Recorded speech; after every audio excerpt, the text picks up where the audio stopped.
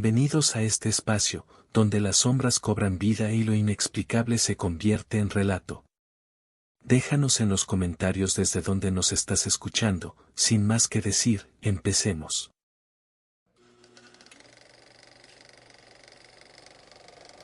No crecí creyendo en fantasmas.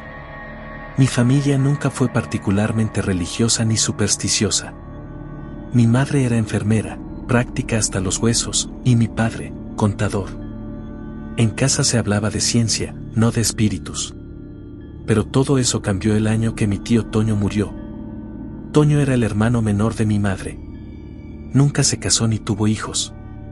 Vivía solo en un pueblo llamado El Arenal, en Hidalgo, un lugar pequeño, lleno de cerros secos y calles empedradas que rechinaban bajo los neumáticos cuando íbamos de visita.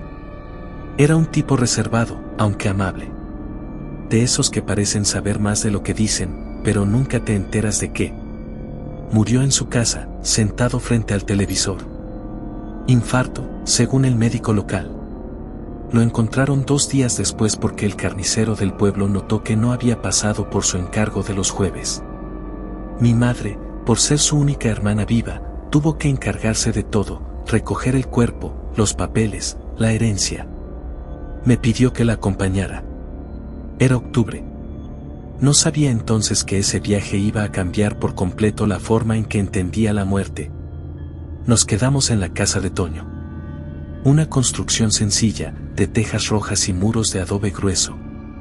Afuera, el jardín estaba descuidado, y adentro olía a encierro, a humedad. Recuerdo que mi madre se quedó dormida temprano esa primera noche, pero yo no podía conciliar el sueño. Había algo raro en el silencio de la casa. No era la falta de ruido. Era un tipo de quietud que se sentía antinatural, como si la casa misma estuviera conteniendo el aliento. El funeral fue pequeño. Mi madre se encargó de que lo enterraran en el panteón del pueblo, uno que está al borde de una colina, rodeado de nopales y piedras blancas. No hubo misa.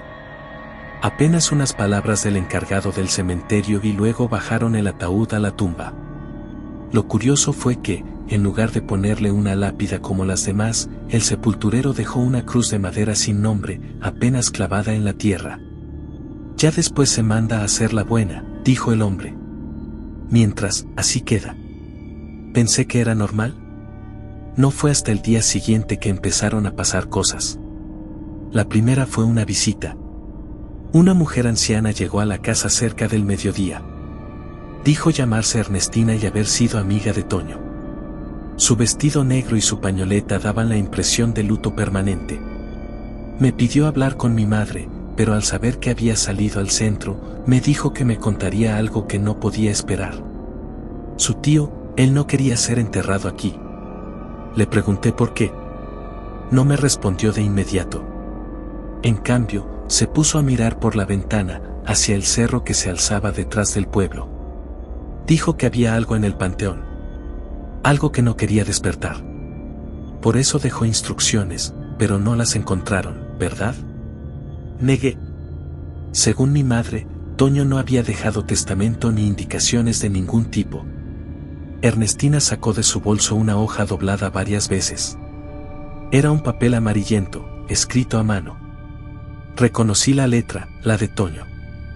Decía, de forma escueta, que su deseo era ser cremado. No mencionaba por qué, solo que no quería ser sepultado en el Arenal. Me dio esto semanas antes de morir, dijo la mujer. Me pidió que lo entregara solo si se hacía lo contrario. Le mostré el papel a mi madre cuando regresó. No dijo nada por varios minutos. Luego me dijo que era tarde, que ya se había hecho el entierro y que lo importante era haber cumplido con los ritos básicos.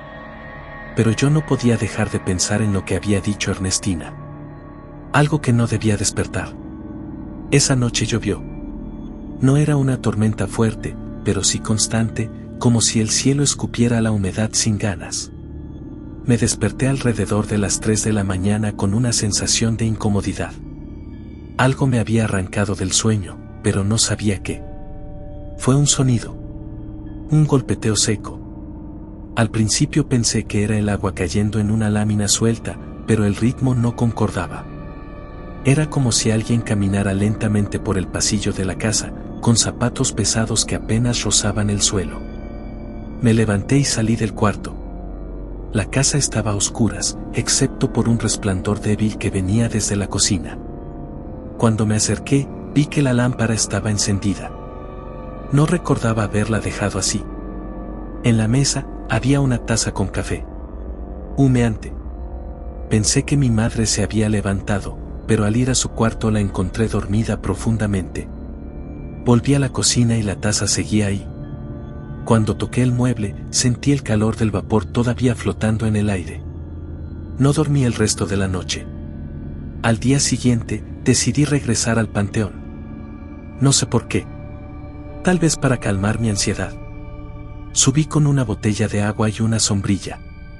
El camino era empinado, y el cielo seguía nublado. Cuando llegué, vi algo extraño. La tierra en la tumba de Toño estaba removida.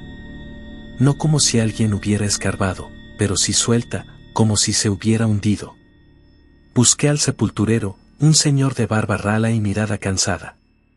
Le conté lo que había visto. Me dijo que era normal con las lluvias. Pero su voz tenía una inseguridad que no pasó desapercibida. A veces el agua afloja la tierra, dijo. Nada de qué preocuparse. Esa noche volví a soñar con la tumba. En el sueño, la cruz de madera se caía y de la tierra salía una mano huesuda. No era una pesadilla. Era un sueño frío, sin sobresaltos. Solo esa imagen, repetida. Al día siguiente, quise contarle a mi madre. Pero ella ya tenía planes: hablar con un notario, recoger los papeles de la casa, ver si podía venderla. Me dijo que estaría todo el día fuera. Me quedé solo en casa. Era mediodía cuando escuché un ruido en la puerta. Un sobre había sido metido por debajo. No tenía remitente. Dentro había una foto en blanco y negro. Vieja. Mostraba el panteón, desde lo alto del cerro, pero no como lo conocía. En la imagen, las tumbas eran menos, y en el centro había un círculo de piedra, con símbolos tallados alrededor. El círculo ya no existía. O al menos, no a la vista. Esa noche volví a soñar. Esta vez, con Toño.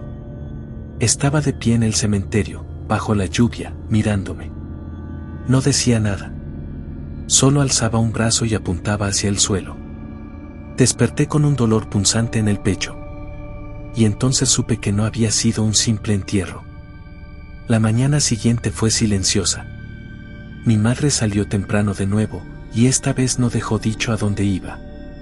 Supuse que estaría con el notario, o quizá resolviendo algo en la presidencia municipal.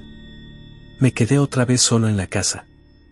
No tenía internet ni televisión, el celular apenas marcaba una línea de señal. El tiempo parecía estancado. Tomé la foto vieja que habían dejado y decidí buscar ese círculo de piedra. Subí al panteón con más atención. Caminé entre las tumbas, comparando la imagen con el terreno actual. No reconocía el punto exacto, pero por la orientación del cerro y la posición de ciertas cruces, deduje que debía estar hacia la parte trasera del camposanto, donde el terreno se inclina y empieza a llenarse de maleza. Ahí, escondido entre pasto seco y piedras grandes, encontré una zona distinta. El suelo era más liso, casi como cemento cubierto por tierra. Al barrer con el pie, noté líneas rectas, talladas en la superficie. No era el patrón exacto de la foto, pero algo de él persistía bajo la maleza y la erosión del tiempo. Saqué el celular y tomé una foto. Al revisarla, me pareció que algo no cuadraba. Había una sombra que no estaba en el encuadre. Una figura oscura, parada justo detrás de una lápida cercana. Miré alrededor, no había nadie. Volví a revisar la imagen, ampliándola. La silueta era humana, pero no tenía rasgos. Parecía una mancha oscura con forma de torso y cabeza, sin rostro, sin contorno definido. No regresé de inmediato a casa. En lugar de eso, bajé al centro y busqué la dirección de la señora Ernestina. Me la había dado al despedirse. Vivía a unas calles del mercado, en una casa baja con una bugambilla trepada sobre el techo. Me abrió ella misma, No se sorprendió de verme.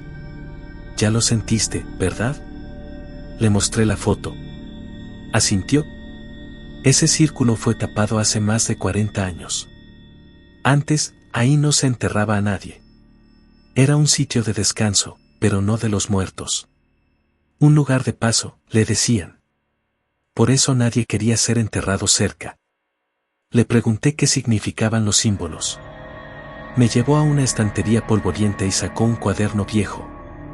Lo abrió en una página marcada con un recorte de periódico. Había dibujos similares, acompañados de notas escritas a mano. Rastros de protección, dijo. Antiguamente, algunos pueblos los usaban para contener energía. No para atraerla, sino para mantenerla bajo tierra. La gente que trabajaba ahí no era religiosa, ni bruja en el sentido popular, pero sabían cosas. Decían que si se abría ese lugar, se liberaba algo que no debía salir. La escuché sin interrumpirla. No era fácil de creer, pero tampoco podía ignorar lo que había estado sintiendo. Ernestina me miró como si supiera lo que yo mismo estaba dudando. Tu tío lo sabía. Por eso no quería quedarse ahí. Al regresar a casa, encontré a mi madre esperando en la sala. Tenía el rostro tenso, ojeras marcadas y un sobre entre las manos. Me lo tendió sin hablar. Dentro había una carta. Escrita por Toño. No sé cómo había llegado a sus manos, pero estaba fechada unos días antes de su muerte. Si lees esto, es porque ya no estoy. Te pido que no me entierres en el panteón. Hay cosas que no deben repetirse. En 1976, enterraron ahí a un hombre al que todos le tenían miedo, pero nadie decía por qué. A los días, comenzaron a desaparecer animales. Luego un niño. El sacerdote de entonces mandó sellar una parte del panteón, pero no todos los símbolos funcionaron. Algunos ya estaban rotos. Lo que quedó fue silencio y una advertencia que nadie quiso recordar. No quiero quedarme ahí. Mi madre estaba pálida. Nunca había creído en nada de eso, pero la carta no dejaba mucho espacio para interpretación. Si esto es cierto, dijo, deberíamos exhumarlo. Le dije que lo intentaríamos. Pero no fue tan fácil. Hablamos con el encargado del panteón, quien negó haber oído nada sobre círculos, símbolos o entierros prohibidos. Según él, todo eso era invento de viejas que no saben cómo entretenerse. Al preguntarle por el proceso para mover un cuerpo, dijo que era costoso y lento y que la autorización podía tardar meses. Mi madre se resignó. Dijo que quizá era solo paranoia de Toño. Que a veces, la gente se obsesiona con tonterías. Pero yo no pude dejar de pensar en la carta. En el símbolo bajo tierra. En la sombra de la fotografía. Esa noche, volví a soñar con Toño. Esta vez, hablaba. Pero no podía entender lo que decía. Movía la boca con desesperación, señalando el suelo, como si quisiera advertirme de algo. Cuando desperté, tenía un sabor metálico en la boca, como sangre. Fui al baño. Al mirarme al espejo, vi que tenía tierra en las uñas. No recordaba haber salido. Durante el día, mi madre comenzó a empacar. Decidió que nos quedaríamos solo un par de días más. Me pidió que ayudara a limpiar la casa, y mientras sacaba cajas del cuarto de Toño, encontré un cuaderno oculto bajo el piso de un armario. Tenía hojas sueltas, recortes y notas. Allí Toño había documentado cosas extrañas, muertes inexplicables en el pueblo, desapariciones, rumores. Incluso había copiado símbolos parecidos a los del círculo en el cementerio. Una hoja me llamó la atención. Era un dibujo del mismo lugar, con marcas que indicaban grietas por donde, según él, el sellado había fallado. Había una nota: no permitir que se rompa del todo. El centro debe mantenerse intacto. No pude evitar volver al cementerio. Subí con una pala pequeña, con la excusa de limpiar un poco la tumba de Toño. Ya no me importaba si me veían. Comencé a escarbar justo donde estaba la cruz de madera. No muy profundo, sentí algo duro. Una losa de cemento, oculta bajo tierra. Pero no cubría todo el ataúd. Era más angosta. Y estaba rajada. Seguí limpiando hasta que un símbolo apareció en la piedra. Era uno de los del círculo. Un triángulo rodeado de líneas y al centro, un punto. Estaba cortado por la grieta. Fue entonces que sentí el cambio en el aire. Una corriente helada me recorrió el cuerpo. El viento se levantó, aunque el cielo seguía gris e inmóvil. Los árboles alrededor del panteón se agitaron como si una fuerza invisible los hubiera tocado. Y entonces lo vi. A unos metros de mí, entre las tumbas, una figura. Alta, delgada, de ropas oscuras. No caminaba. No respiraba. Solo estaba ahí. No tenía rostro, ni manos visibles. Pero su presencia era innegable. No huí. No grité. Solo me quedé parado, observando cómo la figura comenzaba a moverse lentamente hacia mí, sin hacer sonido alguno. Volví a soñar esa noche. No con Toño. Esta vez era el niño desaparecido del que hablaba la carta. Lo supe, aunque no lo conocía. Estaba enterrado en el mismo sitio. Me miraba desde un rincón del cementerio, con los ojos huecos. Decía algo que no podía oír, pero comprendí una palabra. Abierto. Al despertar, tenía la pala junto a mi cama. No supe qué pensar cuando vi la pala junto a la cama. No había tierra en el suelo ni señales de que hubiera salido. Pero ahí estaba. Pesada, con rastros secos de barro en la hoja. No dije nada a mi madre. La noté inquieta. Me preguntó si había tenido otro sueño. Le mentí. Dije que no. Me miró por unos segundos y luego volvió a empacar. Quería irnos al día siguiente. Me pidió que no regresara más al cementerio. Acepté, pero al caer la noche no pude evitarlo. Subí sin linterna, guiado solo por la luz tenue de la luna. Todo estaba en silencio. Pero esa clase de silencio que no es tranquila, sino tensa. Como si el aire mismo esperara algo. Fui directo a la tumba. No toqué nada esta vez. Me limité a observar. El símbolo en la losa seguía allí, y la grieta parecía más profunda. Como si la tierra se estuviera abriendo poco a poco desde adentro. Fue entonces cuando lo escuché. No fue un grito ni una voz clara. Fue más bien un murmullo que no venía de fuera, sino de dentro de la cabeza. Una frase repetida: ya no hay sello. No sé cuánto tiempo estuve parado ahí. Cuando volví a casa, el cielo empezaba a aclarar. Mi madre ya estaba despierta, lista para irnos. Le dije que no me sentía bien. No mentía.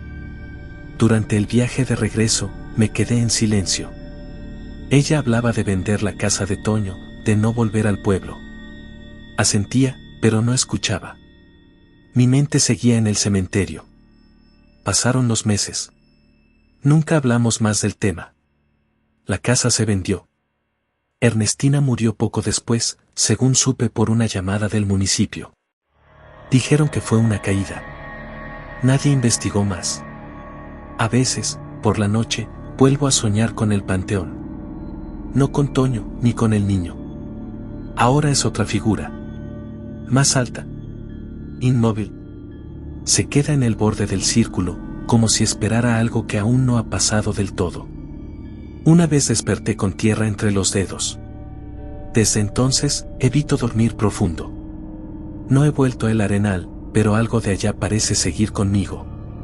Cada vez que paso cerca de un cementerio, siento lo mismo, el aire más denso, el pecho apretado, como si hubiera alguien esperándome. Quizá el sello no solo se rompió allá. Quizá también en mí.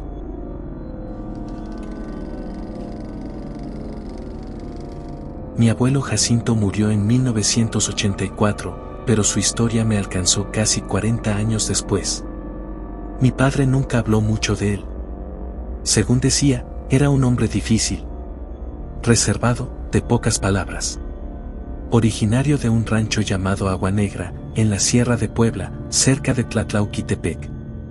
Cuando murió, fue enterrado allá mismo, en el panteón del pueblo, un cementerio viejo rodeado de cafetales y ceibas. Yo nunca había estado allí. Ni siquiera sabía exactamente dónde quedaba el lugar hasta hace un par de años. La historia comenzó el día que recibimos una caja sin remitente en nuestra casa en Jalapa. Era de madera rústica, con una pequeña cerradura oxidada. Dentro había una lata metálica sin etiqueta, una fotografía amarillenta de mi abuelo cuando era joven y una nota escrita a mano en papel viejo. Esto no debe volver a la tierra. Eso fue todo. Ni firma, ni instrucciones claras. Solo esa frase ambigua. Al principio pensamos que era una broma, pero la expresión del rostro de mi padre al ver la foto nos hizo entender que no. Era él, Jacinto, y la imagen lo mostraba en el cementerio del pueblo, parado junto a una tumba sin nombre. La lata no pesaba mucho. Pensamos que contenía cenizas. Mi madre propuso enterrarlas, como un gesto simbólico. Pero la frase de la nota inquietaba. ¿Por qué no debía volver a la tierra? Mi padre decidió hacer un viaje a Agua Negra.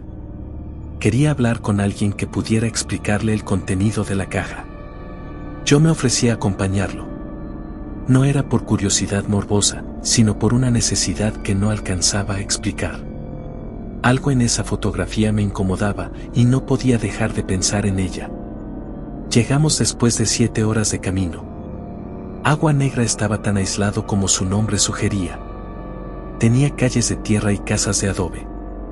Todo parecía estancado en el tiempo. La gente nos miraba como si supieran a qué veníamos, pero nadie decía nada. Preguntamos por la casa donde había vivido mi abuelo. Nos señalaron una construcción abandonada al borde del monte, con el techo parcialmente colapsado y la puerta clavada con tablas cruzadas. No entramos. Solo observamos desde fuera. Luego buscamos al encargado del cementerio. Se llamaba Román, un hombre de edad indefinida, delgado y con ojos hundidos que hablaba poco, pero con precisión. Cuando le mostramos la foto, se le oscureció el rostro. Esa tumba no existe, dijo. Pensamos que no había entendido. No tiene nombre, pero aparece en la imagen, insistí. Sí. Pero no existe. La sellaron hace muchos años. Nos llevó al cementerio. Era pequeño, con tumbas amontonadas y muchas cruces de madera podrida. Nos indicó un rincón apartado, cerca de una ceiba.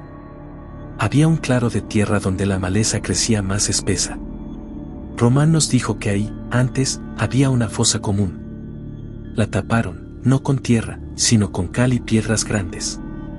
Ahí enterraron a las que no eran bienvenidas, murmuró. Cuando le preguntamos a quiénes se refería, se limitó a decir, las otras. No explicó más.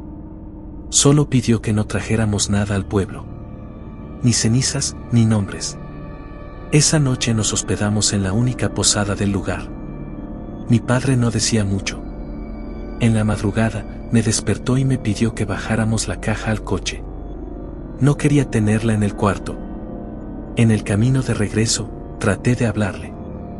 Le pregunté si recordaba algo extraño de su infancia, alguna historia sobre su padre. Al principio dijo que no.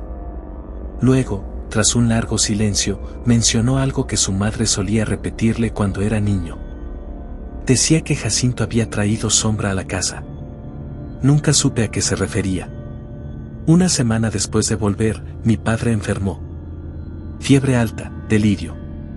Los doctores no encontraron nada concluyente. Fue empeorando. Decía que veía cosas en el techo, que alguien lo observaba por las ventanas. Murió al 10º día, con el rostro tenso, como si hubiera visto algo que no comprendía. Volvimos a abrir la caja después del funeral. La lata seguía allí, sellada. Esta vez me atreví a abrirla. Dentro había ceniza, sí, pero también fragmentos de hueso. Y al fondo, un pequeño trozo de tela con algo bordado en hilo rojo. Una figura circular con 3 líneas saliendo del centro, como un sol primitivo. La misma figura aparecía en la foto, grabada en la lápida sin nombre. No lo entendía del todo, pero sentí que debía volver a Agua Negra. No para dejar las cenizas, sino para averiguar qué había hecho mi abuelo. Cuando regresé, Román ya no estaba. Me dijeron que había muerto semanas antes. La gente del pueblo me recibía con recelo. Algunos se persignaban al verme pasar. Logré hablar con una mujer mayor, doña Celsa, que me reconoció por los rasgos. Me dijo que había conocido a Jacinto. Que él había sido uno de los 4 que participaron en el entierro equivocado. Tu abuelo ayudó a enterrar algo que no era de este mundo, me dijo. Me costó creerlo, pero su tono no era dramático. Era como si hablara de una deuda pendiente, de una tarea inacabada. Le pregunté qué era ese símbolo en la tela. Dijo que era una marca de sujeción, usada por algunas mujeres del pueblo que practicaban una forma antigua de contención espiritual. No eran brujas, aclaró. Eran guardianas. Pero algo salió mal. Una de ellas fue enterrada sin el ritual completo. Y Jacinto lo permitió. Le pregunté si podía llevarme a ese lugar. Asintió, pero me advirtió que no debía tocar nada. Esa misma tarde volvimos al cementerio. El sitio era el mismo que había señalado Román. Pero ahora, al escarbar entre la maleza, vi una piedra grande, casi cubierta por raíces. Tenía el mismo símbolo tallado. No parecía una lápida, sino más bien una piedra ritual. El aire era denso, el viento no se movía. Celsa colocó una rama de pirul sobre la piedra y murmuró algo que no alcancé a comprender. Luego me miró y dijo: «¿No abras más?». No me explicó qué significaba eso. Solo me pidió que me fuera del pueblo esa misma noche. Y lo hice. Desde entonces, tengo la caja guardada en una bodega. He intentado deshacerme de ella varias veces, pero algo me impide hacerlo. No por miedo. Es otra cosa. Como si estuviera esperando que la decisión venga de otro lado. Sé que no debo enterrarla. Pero tampoco sé si dejarla guardada es suficiente. A veces, cuando me acerco a la caja, escucho algo. No voces. Es más sutil. Como si el aire dentro latiera. Como si aún quedara algo vivo en esas cenizas. Los días siguientes me los pasé en silencio. No hablaba del viaje, ni de lo que dijo la señora Celsa, ni del símbolo en la piedra. Pero tampoco podía dejar de pensar en ello. A cada rato, el recuerdo me asaltaba en formas inesperadas, un olor a humo cuando nadie cocinaba, sombras en los rincones de la casa, una sensación de humedad en la piel a pesar del calor seco. Volví a revisar el contenido de la caja. Esta vez con calma. La lata metálica tenía una inscripción diminuta en el fondo. No era un nombre, ni una fecha. Era el mismo símbolo, el círculo con las 3 líneas. Estaba grabado con tanta sutileza que parecía parte del metal. Me pregunté si siempre había estado ahí o si algo había cambiado desde que la abrimos por primera vez. El trozo de tela bordada también me pareció diferente. No por su forma, sino por su textura. Estaba más rígido, como si se hubiera secado algo en él. Lo toqué con cuidado y noté un leve olor a ruda. No tenía forma de saber si lo había percibido antes o si se había activado de algún modo. Decidí buscar información sobre el símbolo. No encontré nada útil en internet. Ninguna imagen, ningún registro antropológico que lo mencionara. Era como si no existiera. Pensé en llamar a algún académico, pero dudé que alguien tomara en serio un símbolo bordado en una tela vieja que llegó en una caja sin remitente. Entonces volví a pensar en lo que dijo Celsa: tu abuelo ayudó a enterrar algo que no era de este mundo. No necesariamente hablaba de un demonio o una entidad sobrenatural. Tal vez se refería a otra cosa. A una carga. A una energía. Empecé a revisar los archivos viejos de la familia. Cajas con papeles guardadas en el desván. La mayoría eran actas, fotografías, documentos sin importancia. Pero entre ellos encontré un cuaderno escolar de mi padre, de cuando era niño. Había una hoja con un dibujo hecho con crayones. Representaba una figura parecida a la de la tela, pero distorsionada. A su alrededor, mi padre había escrito varias veces la palabra no. La letra era infantil, pero el trazo tembloroso. Me estremecí. No era un juego. Esa imagen estaba en su memoria desde pequeño. Le mostré el dibujo a mi madre. No lo recordaba. Dijo que quizá lo hizo después de una pesadilla, pero no estaba segura. Decidí contactar a una mujer que trabaja temas de tradiciones populares en la zona de la Sierra Norte. Se llama Lilia Zamora. Le envié la imagen y pedí una consulta. Tardó días en responder, pero aceptó verme. Nos reunimos en un café de Teciutlán. Llevé la caja, sin abrirla. Cuando la vio, no la tocó. Me pidió que la dejara sobre la mesa y se limitó a observarla un rato. Luego dijo: no es algo que se deba mover. Le expliqué lo que sabía. Mencioné la tumba sellada, la señora Celsa, la piedra con el símbolo. Lilia me escuchó sin interrumpirme. Al final, dijo que no era la primera vez que escuchaba de entierros mal cerrados. No tiene que ver con maldad, aclaró. Tiene que ver con desequilibrio. A veces, lo que se entierra no es solo un cuerpo, sino una decisión que alguien no quiso cargar. Y si no se completa el proceso, esa decisión queda flotando, esperando que alguien más la tome. Le pregunté si podía deshacerme de las cenizas. Me dijo que no lo sabía. Que primero debía entender qué papel jugó Jacinto en todo esto. Me recomendó buscar a los descendientes de las otras personas que participaron en el entierro. Según ella, si de verdad había sido un entierro equivocado, no fue obra de un solo hombre. Volví a Agua Negra. No le dije a nadie. Llegué de noche, con lluvia. Dejé el coche fuera del pueblo y subí caminando. Nadie me vio. Fui directo a casa de Celsa, pero ya no vivía ahí. Una vecina me dijo que se había ido con su hija a Veracruz. Nadie tenía su número. Volví a la casa abandonada de Jacinto. Esta vez entré. El interior estaba más intacto de lo que parecía desde fuera. O quizás, menos destruido. Había muebles cubiertos de polvo, paredes con humedad y un olor fuerte a humedad y aceite viejo. Busqué sin saber qué esperaba encontrar. En un cajón de madera, debajo de lo que alguna vez fue una cómoda, encontré un sobre cerrado con un listón rojo. Dentro, una carta escrita con letra clara. No fue mi culpa. Yo no la elegí. Solo fui testigo. Pero cuando dijeron que alguien debía hacerlo, nadie más se ofreció. Ella ya sabía lo que iba a pasar. Dijo que aceptaba. Pero que si la enterraban sin la piedra, habría consecuencias. No decía quién era ella. Pero entendí que no hablaban de una mujer cualquiera. Quizá era una de las guardianas de las que habló Celsa. O quizá algo más antiguo. La carta terminaba con una frase. Lo que queda debe arder, no descansar. Salí de la casa sintiendo que alguien me miraba. No vi a nadie. Pero el aire tenía ese peso que reconocía ya demasiado bien. El mismo que había sentido al abrir la caja, al estar junto a la piedra, al soñar con mi padre días antes de su muerte.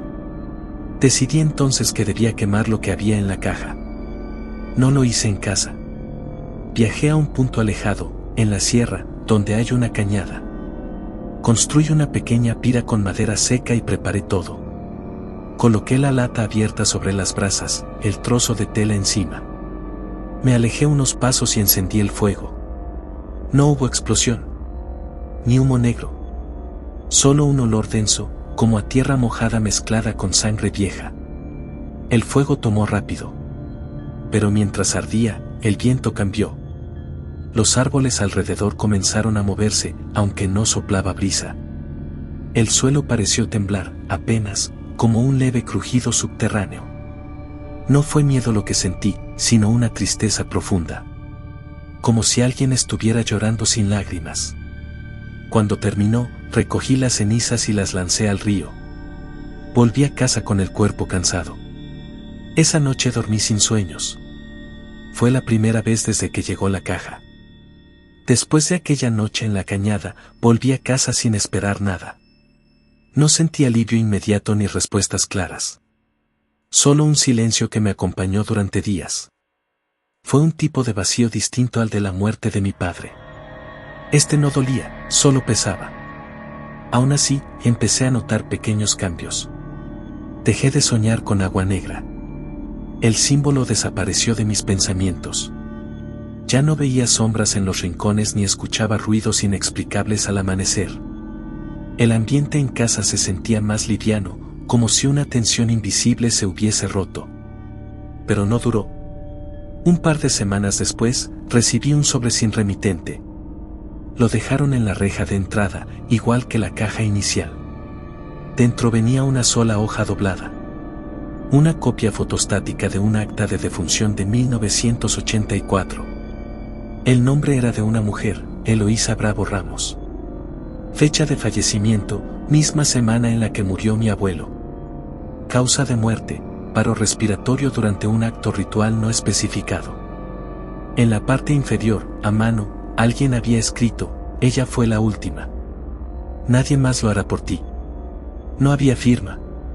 La caligrafía era distinta a la carta de Jacinto. Me costó encontrar sentido a eso, pero el nombre sí me decía algo. En los papeles antiguos que había revisado semanas atrás, había una lista de nombres que no había comprendido en su momento. Eloísa estaba ahí, subrayada. Busqué información sobre ella. Pregunté a los pocos contactos que había hecho en el pueblo, pero nadie hablaba. Solo una mujer, a quien llamé por teléfono después de conseguir su número con ayuda de Lilia, me dijo algo más o menos claro. Eloísa no era del pueblo, pero vivía en la zona. Sabía cosas que ya nadie sabe. Decían que podía sujetar lo roto. Nadie quiso decir qué fue lo que rompió. Pensé entonces en la carta de mi abuelo, ella ya sabía lo que iba a pasar. Tal vez Jacinto había ayudado a ocultar no solo un cuerpo, sino una historia. Un error colectivo. Y ese error se había extendido en forma de silencio, generación tras generación.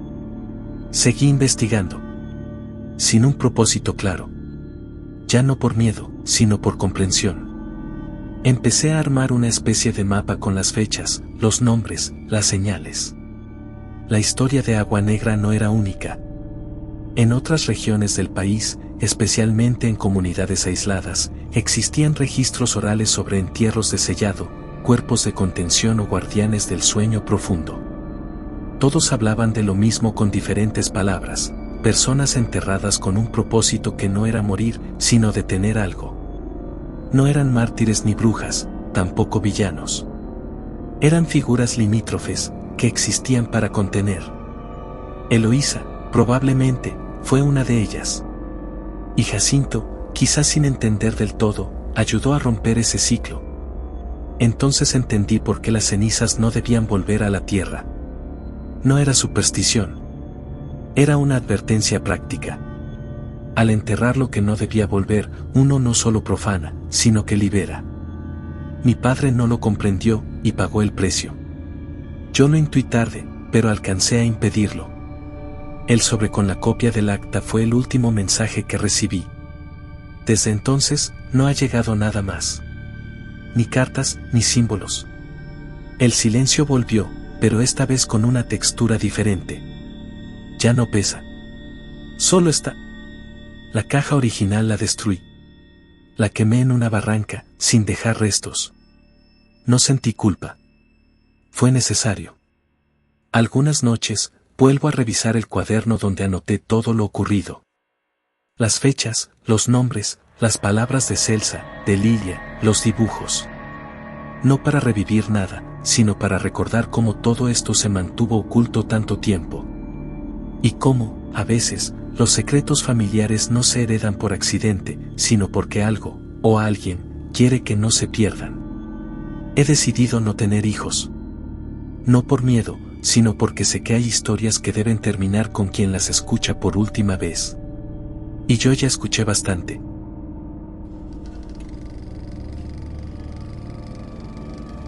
Yo tenía 27 años cuando entré a trabajar como velador en el Panteón Municipal de San Bartolo.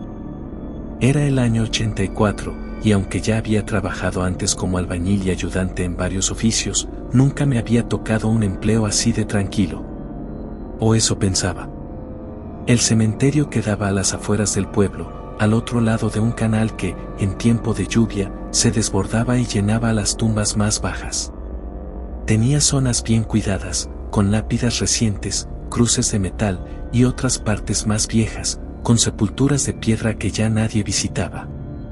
La caseta donde yo dormía quedaba cerca de la entrada principal. No era más que una bodega con un catre y un foco de cable pelado. Tenía un radio portátil, una lámpara de gas y un cuaderno viejo donde anotaba cada cosa rara que pasaba, porque desde la segunda semana empecé a darme cuenta de que las cosas no eran normales. La jornada era de 6 de la tarde a 6 de la mañana. El día era para los sepultureros y administrativos. Yo solo debía estar pendiente por si alguien intentaba meterse de noche. Según me dijeron, a veces robaban floreros de bronce o abrían tumbas recientes para buscar cadenas de oro, aunque nunca vi nada así. Los primeros días fueron tranquilos. El frío de la madrugada era lo más incómodo. Solía caminar por los pasillos entre tumbas con mi linterna y de vez en cuando me fumaba un cigarro en la banca de piedra frente a la capilla. No tenía miedo. Ni siquiera cuando los perros ladraban de la nada. Aprendí a distinguir los sonidos normales, ramas, gatos, búhos. Pero hubo una noche, justo a las 3, que las cosas cambiaron. Fue el 12 de agosto. Me acuerdo porque esa noche anoté en el cuaderno por primera vez. A las 3 en punto, el farol del pasillo central parpadeó 3 veces y se apagó. Eso no tenía nada de raro, los focos fallaban seguido. Lo extraño fue que, apenas se apagó, el silencio se hizo muy pesado. No es fácil explicarlo. No era que no hubiera ruido. Era como si todo el cementerio contuviera el aliento. Fui a revisar el foco. Caminé con la linterna alumbrando a los lados, por costumbre. Pero al llegar, noté algo que no me gustó. Junto a una tumba sin nombre, había marcas frescas en la tierra. Como si alguien hubiera estado escarbando con las manos. No eran pisadas, sino rayones. No olía a tierra húmeda, sino a algo rancio, como ropa guardada por años. Regresé a la caseta, y lo anoté. Hora, lugar, detalles. Pensé que era una coincidencia. Que algún perro se había metido. A la noche siguiente, volví a salir a esa hora y el foco falló otra vez. 3 parpadeos. Silencio. Y ahora, en otro pasillo, junto a una tumba antigua, el florero de piedra estaba girado. Lo había visto la tarde anterior, bien puesto. No se podía mover fácil, era pesado. Así siguieron varias noches. Siempre a las 3. Siempre algo diferente. Un día, encontré tierra removida en una fosa vacía. Otro, vi veladoras encendidas donde nadie había ido en días. Me empezaba a sentir inquieto, pero no tenía pruebas. Solo anotaciones. Empecé a marcarlas con números, como si fueran parte de una lista. La rutina se volvió extraña. Esperaba la hora con una mezcla de miedo y curiosidad. Me decía que si algo quería espantarme, tendría que hacerlo mejor. Pero no era espanto. Era otra cosa. Como si algo repitiera una misma escena de distintas maneras, esperando que yo entendiera el mensaje. Un martes, encontré un sobremanila bajo la puerta de la caseta. No tenía remitente. Dentro había un solo papel, viejo, amarillento. Una hoja arrancada de un cuaderno, con letra temblorosa. No hay que hablarle. Solo mirar. Si responde, es peor. No decía más. La letra no era reciente. El papel tenía manchas de humedad y olor a madera vieja. Guardé la hoja en una caja de zapatos donde tenía mis cosas personales. Pensé en preguntar al administrador si alguien más había trabajado antes que yo, pero no quería parecer paranoico.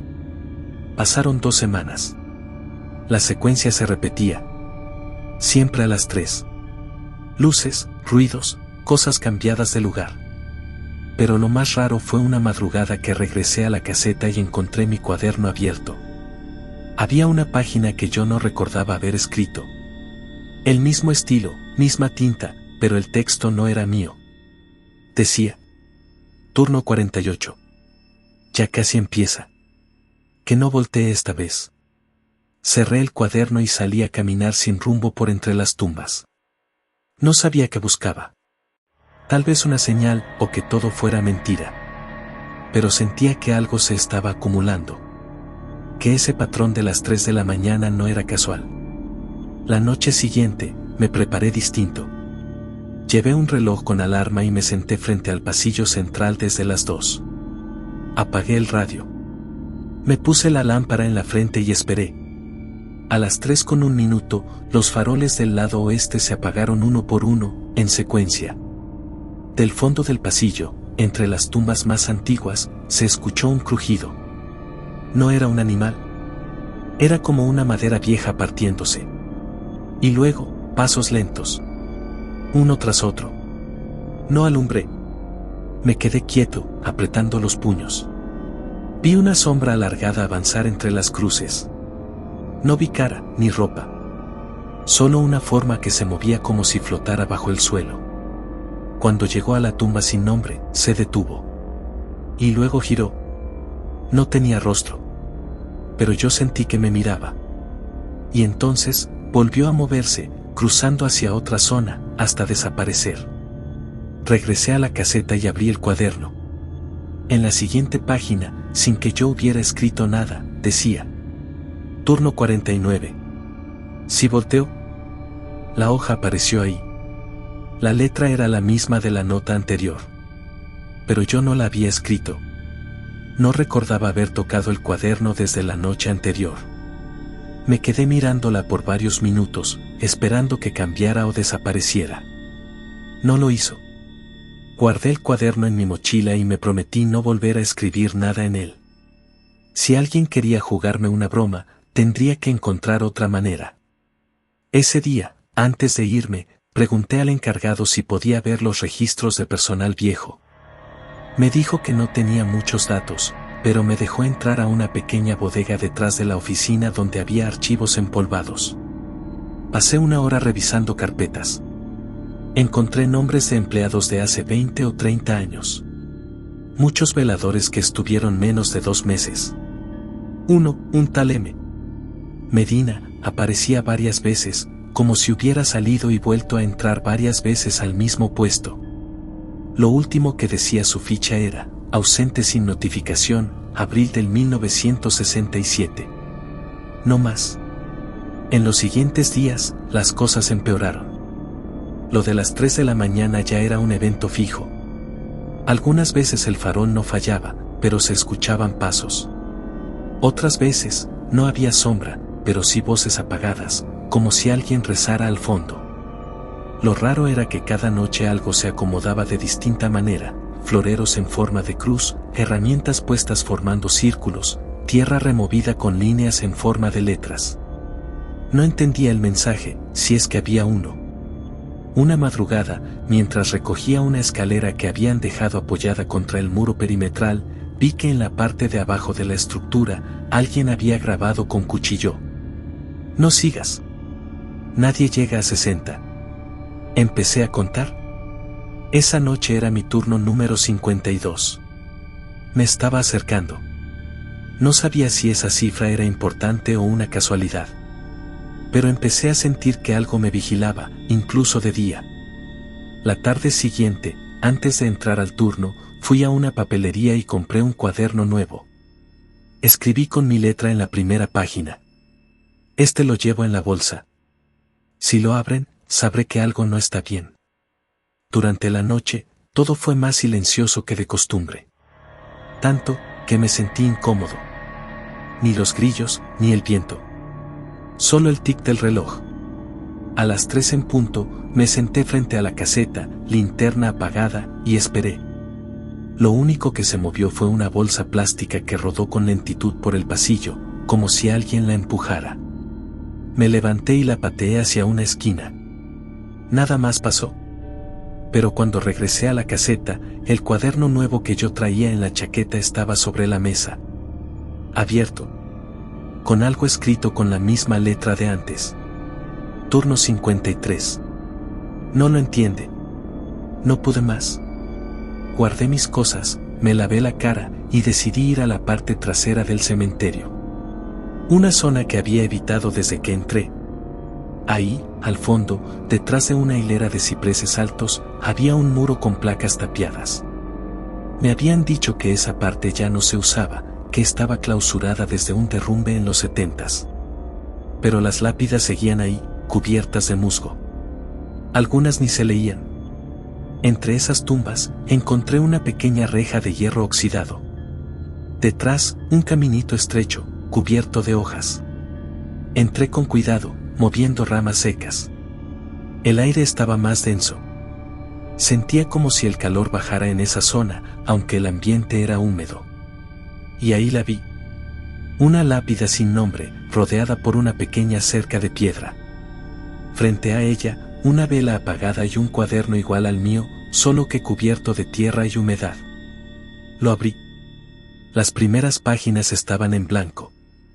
Pero más adelante, reconocí anotaciones parecidas a las mías. Días, horas, observaciones. Alguien había vivido lo mismo, hacía muchos años.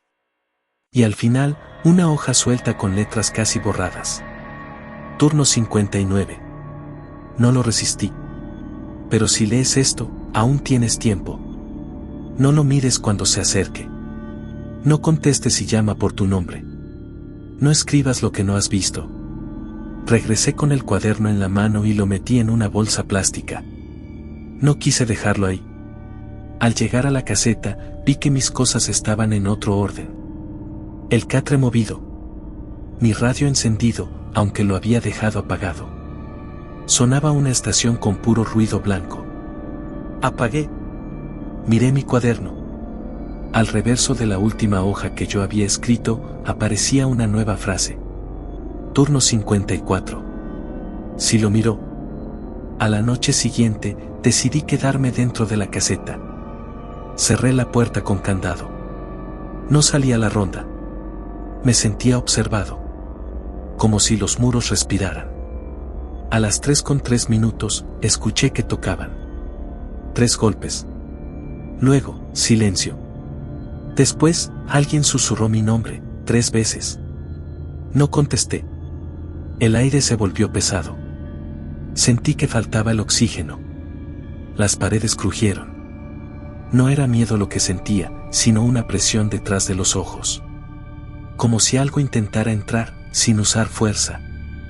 La voz volvió, más cerca, como si ya estuviera dentro de la caseta. No decía nada, solo respiraba fuerte. Cuando amaneció, salí. Nadie en el cementerio. Todo en su lugar. Pero en la entrada de la caseta, en el cemento, había huellas de pies descalzos. Pequeños, como de un niño. Iban en línea recta hacia las tumbas antiguas. Luego desaparecían. La siguiente noche fue la número 55. Faltaban 5.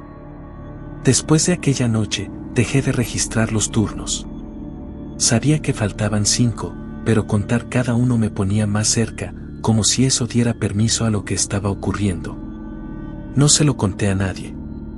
Ni a mis hermanos, ni al encargado del panteón. Empecé a trabajar como si nada, pero tomaba notas en papeles sueltos que luego quemaba. Me daba miedo dejar evidencia. Empecé a dormir durante el día con las luces prendidas. Aunque estuviera lejos del panteón, soñaba con esa zona trasera, la que parecía más antigua que el resto. En el sueño siempre estaba solo, pero podía escuchar cómo se arrastraban los pasos sobre la grava. Cuando despertaba, me dolía la espalda como si hubiera pasado la noche sobre piedra. Una tarde, me animé a preguntarle al trabajador más viejo que conocía, don Nacho, el que hacía las exhumaciones. Le pregunté si recordaba a alguien llamado Medina. Me miró fijo, con el rostro serio. Me dijo que ese nombre le sonaba de cuando él era joven, pero que nunca lo conoció personalmente. Que antes había muchos que llegaban y se iban sin decir nada. Me dijo una frase que no entendí en ese momento. A veces uno entra al panteón y ya no sale por completo. El turno 56 pasó en silencio. El farol titiló pero no se apagó. El cuaderno viejo no se movió. Pensé que quizás todo era sugestión. Que tal vez yo había escrito esas cosas sin darme cuenta, dormido. Que alguien me había contado historias de chico y ahora me pasaban la factura. Pero en el turno 57, recibí una visita. A las 2 de la mañana, llegó una señora que yo no conocía.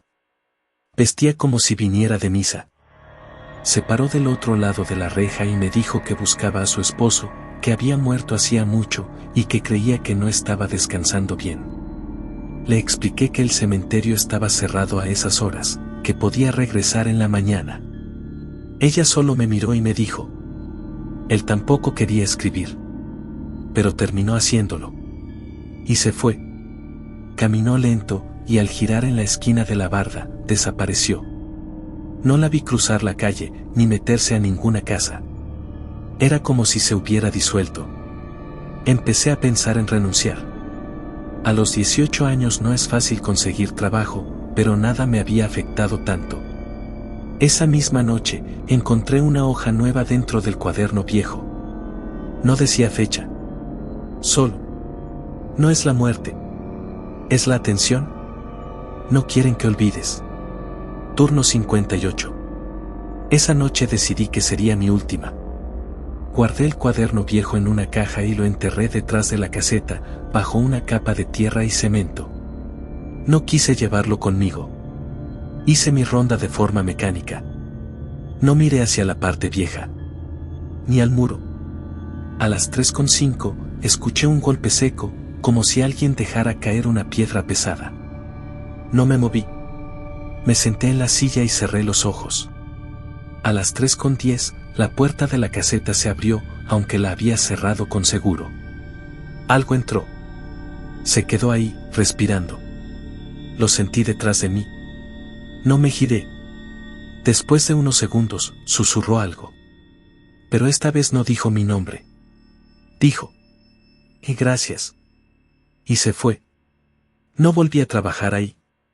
Fui a la oficina, entregué mi uniforme y les dije que tenía un problema familiar. El encargado me miró raro. No insistió. Solo me dijo: ¿cuántos turnos hiciste? Le dije que no recordaba. Me respondió: si de verdad no lo recuerdas, entonces está bien. Volví años después, ya de adulto. Fui al cementerio con una tía que quería llevar flores. El lugar estaba diferente. Habían arreglado los pasillos, pintado los muros. La caseta ya no estaba. Pero la parte trasera seguía igual, oculta tras los cipreses. Me acerqué sin decirle nada a nadie. La reja seguía ahí. El camino también. Y la lápida sin nombre, ahora tenía flores frescas. Una vela encendida. Y un cuaderno distinto, nuevo. No lo toqué. Me alejé caminando, con calma. Sentía que alguien me observaba, pero ya no me incomodaba. Sentí que todo eso no había sido un castigo, ni una maldición. Era algo más viejo que yo, más grande. Como si alguien necesitara que esas cosas fueran contadas. No por miedo, sino para no repetirse. Nunca más trabajé de noche.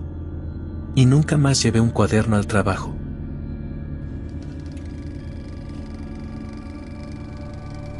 No fui el primero en verlos. Eso me lo dejó claro uno de los sepultureros más antiguos, don Chayo, cuando me entregó las llaves del panteón. No se te ocurra cruzar el muro del fondo si ves luz del otro lado, me dijo en voz baja, mientras me entregaba el manojo oxidado. Pensé que era una broma o alguna advertencia absurda que se le dice a los nuevos para asustarlos. Pero luego, al recorrer el lugar por primera vez, entendí que no era tan descabellado. El cementerio de San Miguel del Alto está a las afueras de un poblado que creció sin orden ni prisa, entre caminos de tierra, escuelas parroquiales y casas que comparten techo con gallineros. Lo rodea una barda de ladrillo gris, alta, pero deteriorada. En la parte trasera, ese muro se extiende más de lo que necesita. No encierra tumbas ni lápidas, sino un terreno baldío con matorrales, ruinas y silencio. Entré a trabajar ahí por necesidad. Era vigilante en una empresa de seguridad privada, y me asignaron ese punto después de que el anterior velador dejó el puesto sin dar explicaciones. Según dijeron, llevaba más de un año en el turno y de pronto, una noche, no volvió. En su locker solo dejó una linterna fundida, un cuaderno con 3 hojas arrancadas y una tarjeta de presentación que ya no tenía tinta legible. Mis funciones eran simples: dar rondas por el perímetro, revisar que no entrara gente a robarse placas o adornos, y anotar cualquier anomalía en una libreta. Tenía un radio portátil, una lámpara, un par de termos de café y un colchón que improvisé en el interior de la caseta. Las primeras noches fueron tranquilas. Al cementerio casi nadie se acercaba de noche, y los pocos vecinos cercanos parecían habituados a su silencio. A veces se escuchaba un perro a lo lejos o un carro que pasaba por la carretera. Pero nada más. Hasta que llegó el jueves. Era poco después de las 2 de la mañana cuando noté algo extraño. Mientras caminaba por el pasillo lateral que bordea las criptas más nuevas, escuché un zumbido bajo. No era un motor, ni un insecto. Era más parecido a un canto, monótono, constante, sin variación alguna. Pensé que venía de fuera, quizás de una televisión mal sintonizada en alguna casa cercana. Pero no. Venía del otro lado del muro. Me acerqué con cautela. El canto cesó al instante. Encendí la lámpara y apunté hacia lo alto de la barda. No vi a nadie. Pero al acercarme más, distinguí una tenue luz rojiza, como de antorcha o vela, parpadeando por encima de los ladrillos. Recordé lo que dijo don Chayo y sentí una incomodidad súbita, como si algo dentro de mí quisiera dar la vuelta de inmediato. Pero también estaba esa curiosidad tonta que uno siente cuando algo no encaja del todo. Así que seguí avanzando. No crucé el muro, pero subí a una estructura de cemento que usaban para apilar tierra y restos de poda. Desde ahí, logré asomarme. El terreno del otro lado no era tan baldío como parecía. Había una especie de claro, rodeado de piedras. Al centro, vi un grupo de personas encapuchadas, de pie, en semicírculo, frente a una figura que no alcancé a distinguir bien. Nadie hablaba. No había fuego directo. Solo la luz roja que parecía salir de un cuenco o recipiente, como si algo ardiera sin humo ni llama. Me quedé observando sin hacer ruido. Y entonces uno de ellos alzó la cabeza. Su rostro estaba cubierto, pero sentí con claridad que me había visto. No gritó. No se movió. Solo se quedó quieto, como si esperara que yo hiciera algo. Me bajé del montón de cemento con rapidez, pero sin correr. Volví a la caseta, cerré la puerta, apagué la luz y me quedé en silencio. No escuché pasos, ni voces. Solo mi respiración. A las 5 en punto, cuando terminó el turno, me fui a casa. No dejé nota. No informé. Pasé el día inquieto, preguntándome si debía reportarlo. ¿Pero qué iba a decir? ¿Qué vi a unos encapuchados haciendo quién sabe qué, detrás del muro de un cementerio olvidado? Nadie me habría creído. Peor aún, me habrían cambiado de puesto y quizá el próximo velador no tendría la prudencia de quedarse del lado correcto del muro. Así que regresé esa noche.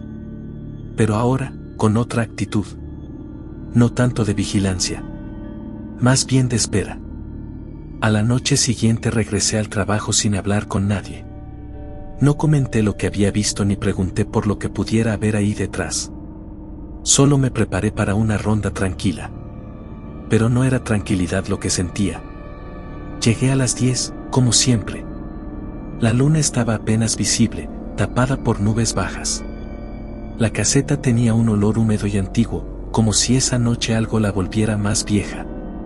Me senté, serví café, revisé la linterna y dejé la libreta abierta sobre el escritorio. A la 1:30 empecé la primera ronda. Todo estaba en su lugar. Cruces de hierro, placas de mármol agrietadas, flores secas amontonadas en las esquinas. No había viento. Ni un solo ruido. El zumbido, sin embargo, volvió a las 2:47. Era el mismo tono de la noche anterior. Un canto sin voz, sin melodía, que parecía extenderse desde el otro lado del muro hacia todo el panteón, como si el cemento no fuera barrera. No había eco. No se rompía con los pasos. Solo se sentía.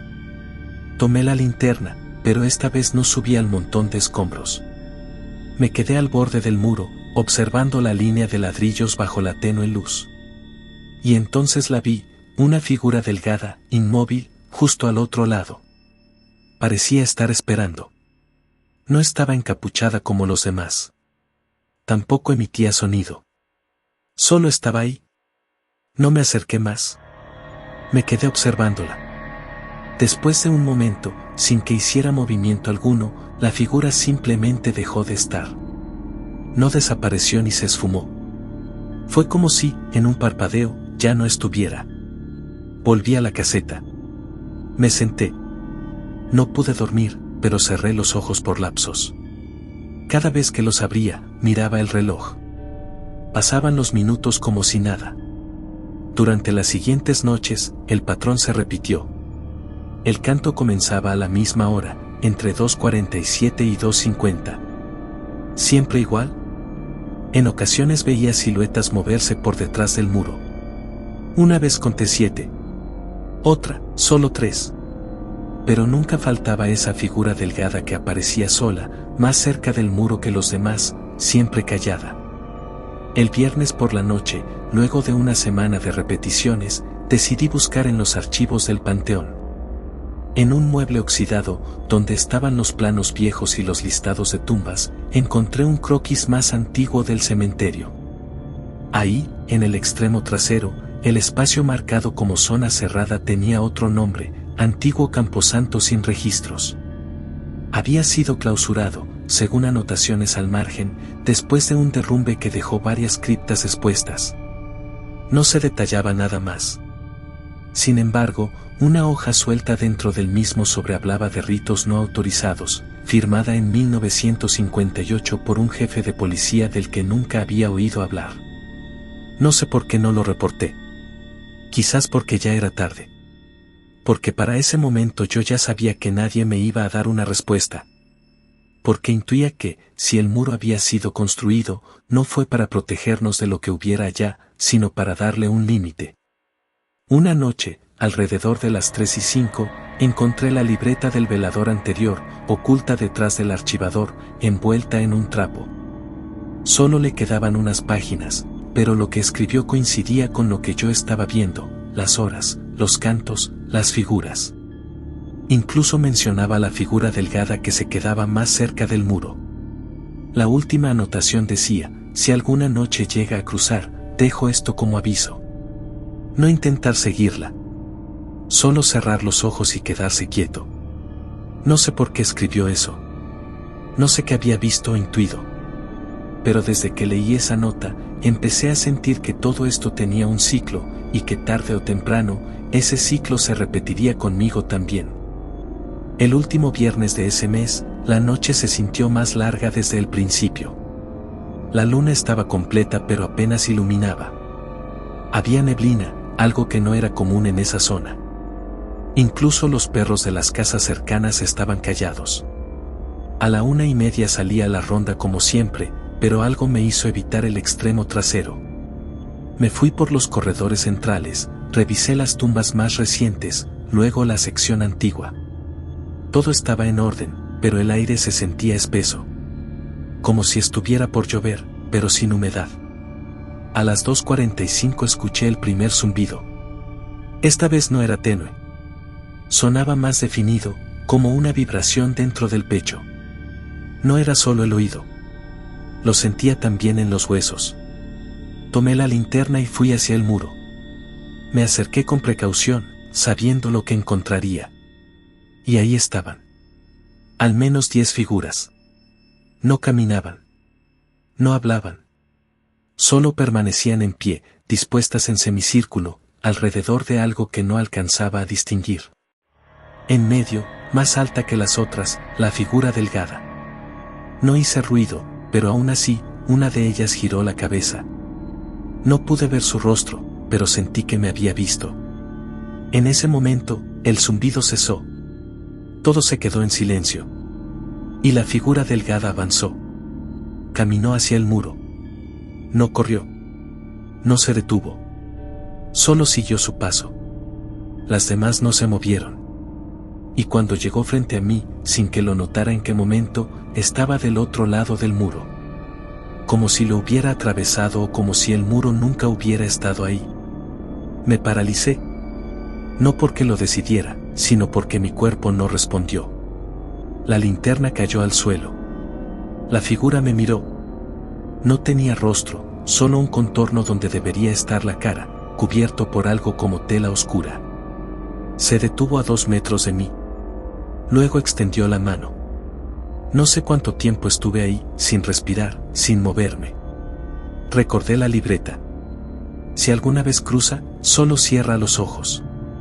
Lo hice. Cerré los ojos. Me agaché lentamente y contuve la respiración. Cuando los abrí, ya no estaba. Las demás figuras tampoco. El muro seguía ahí, firme, intacto. El canto no volvió. Esa fue mi última noche como velador. Renuncié al día siguiente. No expliqué nada. No firmé reporte. Solo entregué las llaves y me fui. Durante años no hablé del tema. Pensé que con el tiempo lo olvidaría. Pero hay cosas que no se van. Se quedan dormidas. Hasta que encuentran a alguien más que las despierte. Ahora paso a veces frente al panteón, en el camión. Han cambiado la reja y han repintado las paredes. Hay un letrero nuevo con horarios de visita y un velador más joven, con uniforme distinto. Una noche lo vi desde el camión, sentado en la caseta, tomando café. Tenía una libreta sobre el escritorio.